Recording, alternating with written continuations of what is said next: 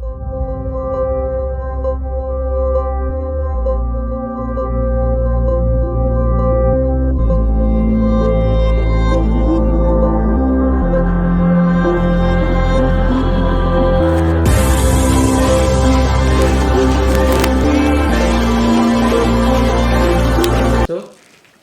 हम NCERT class 11th maths प्रश्नावली 11 शंकु परिच्छेद पढ़ाने वाले हैं। इसके अंतर्गत हमें वृत्त, परवलय, दीर्घवृत्त और अति परवलय ये पढ़ना है। और सबसे पहले इनको पढ़ाने से पहले हम आपको बिंदु पथ की परिभाषा समझाते हैं कि बिंदु पथ क्या होता है। यानी बिंदु पथ का मतलब होता है किसी बिंदु का रास्ता, यानी कोई बिंदु किस तरह गति कर रहा है और जो गति करता है उसके अनुसार हम बिंदु पथ की परिभाषा देंगे। देखिए बिंदु पथ क्या है?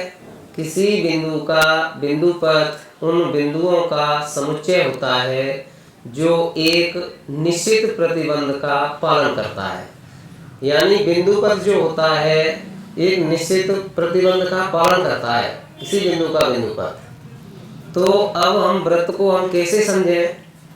मान के चले हम वृत्त को कैसे परिभाषित करें कि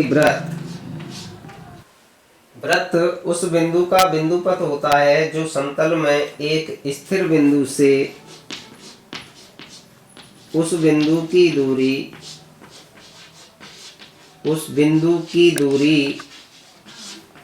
हमेशा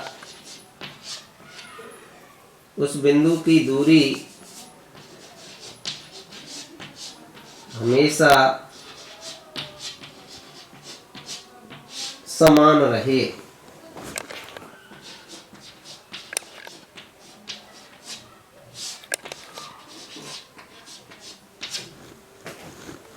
अब वृत्त को परिभाषित करते हैं। ये समतल है हमारा, ब्लैक बोर्ड को समतल मान सकते हैं। और ये एक स्थिर बिंदु है, ये स्थिर बिंदु है। और उस बिंदु का बिंदु पथ, मान के चलिए कोई बिंदु है, मान के चलिए P है, तो वो इस प्रकार गति करेगा ऐसे।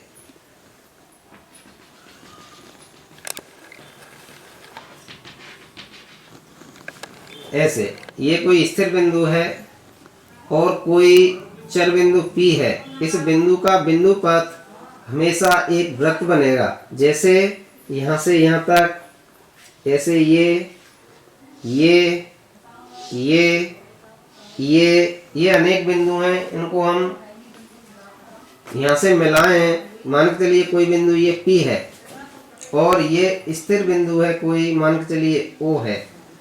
तो ये हमेशा OP, अगर बिंदु ये यहाँ जाएगा P, यहाँ जाएगा P, यहाँ हो जाएगा या यहाँ आ जाएगा, तो ये दूरी हमेशा समान रहेगी। आप इसको P1, P2, P3 ऐसे भी लिख सकते हैं, P1, P2, P3, P4। तो ऐसे हम वृत्त को परिभाषित करते हैं। यानी उस बिंदु का बिंदु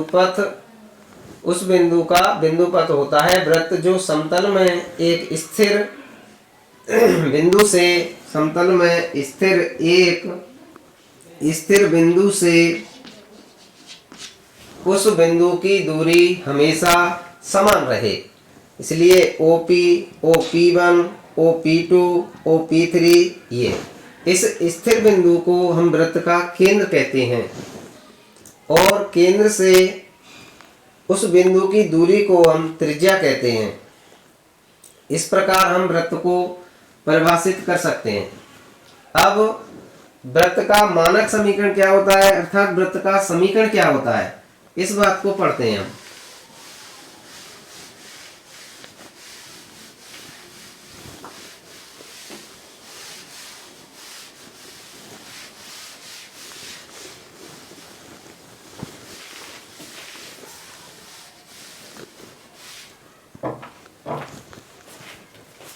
देखिए मान लेते हैं, माना वृत्त का केंद्र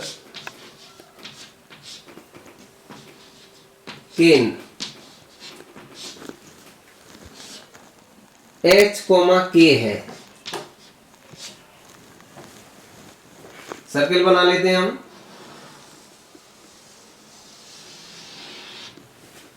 ये इसका केंद्र है H, K और इस पर कोई बिंदु है चर, कहीं भी ले सकते हैं हम इस वृत्त के ऊपर। मान चलिए ये बिंदु है कोई P और इस पे हम चर लेते हैं x, y और इसको हम ऐसे मिलाएं ये।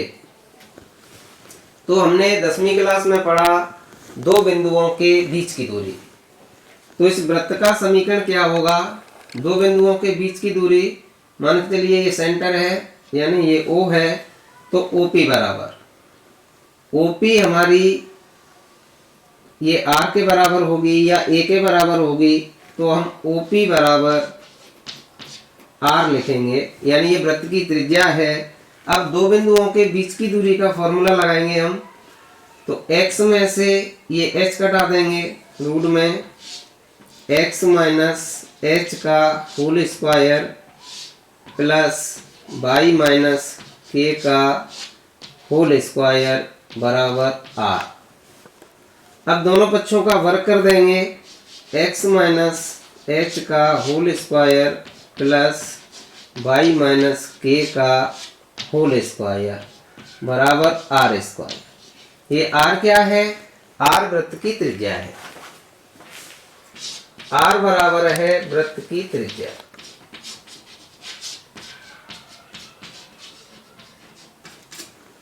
तो ये वृत्त का समीकरण है। यदि वृत्त का केंद्र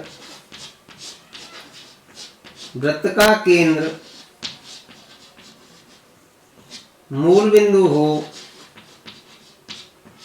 वृत्त का केंद्र मूल बिंदु पर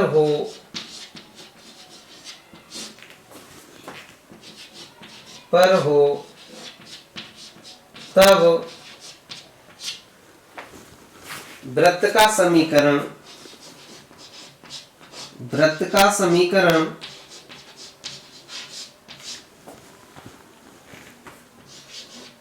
ये h और k जीरो हो जाएंगे, तो x square plus y square बराबर r स्क्वायर।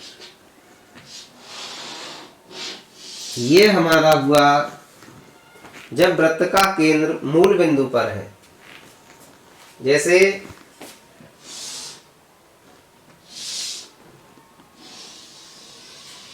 ये वृत्त का केंद्र है, मूल बिंदु पर है, ये x अक्ष है, ये y अक्ष है,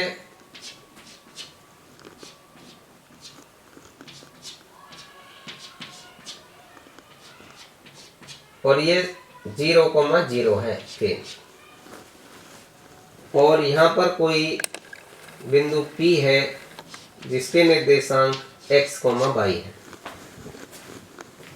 तो जब वृत्त का केंद्र मूल बिंदु पर है तो इसका समीकरण होगा x square plus y square बराबर r स्क्वायर।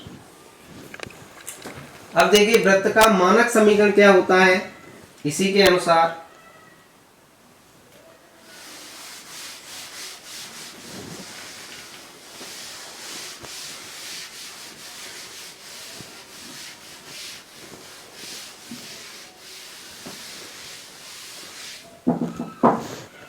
वृत्त का मानक समीकरण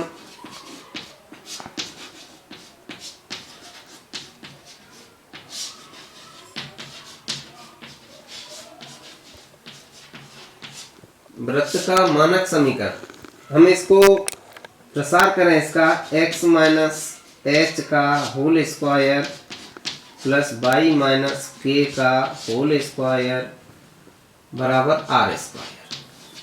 इसमें a माइनस b का फॉर्मूला लगाएं, x square minus 2hx plus h square plus y square minus 2ky plus k square, इसको इधर लेके आए हम, माइनस r स्क्वायर बराबर 0। x स्क्वायर इसको क्रम से लिख लें हम, या ऐसे लिख लें माइनस। अब देखिए ये चर हैं, x और y चर हैं और k और h ये अचर हैं, तो हम चरों को एक साथ लिखते हैं एक्स स्क्वायर। अब minus 2hx plus Y square minus 2ky plus H square plus K square minus R square.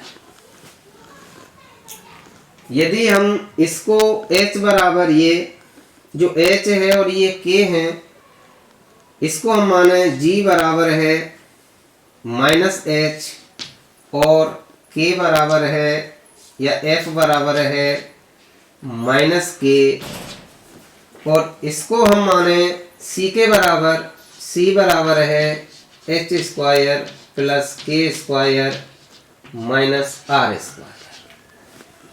तब इनके मान रखने पर यहाँ g हो जाएगा, ये माइनस माइनस प्लस हो जाएगा, तो x square plus 2gx plus 2fy और इसके स्थान पर प्लस c बराबर 0। ये किसी भी वृत्त का समीकरण है जिसका केंद्र मूल बिंदु हो या कुछ निर्देशांक दिए हों, ये सबके लिए सूत्र ये सबको संतुष्ट करता है। अर्थात हम केंद्र के निर्देशांक अब इस प्रकार ले सकते हैं कि इस माइनस को हम यहाँ लगा दें, तो अब इस वृत्त का जो केंद्र है वो हो जाएगा माइनस g माइनस a। ये इसका सेंटर हो जाएगा यानी केंद्र हो जाएगा, और ये अचर हो जाएगा। अचर ये है हमारा, तो ये सेंटर है।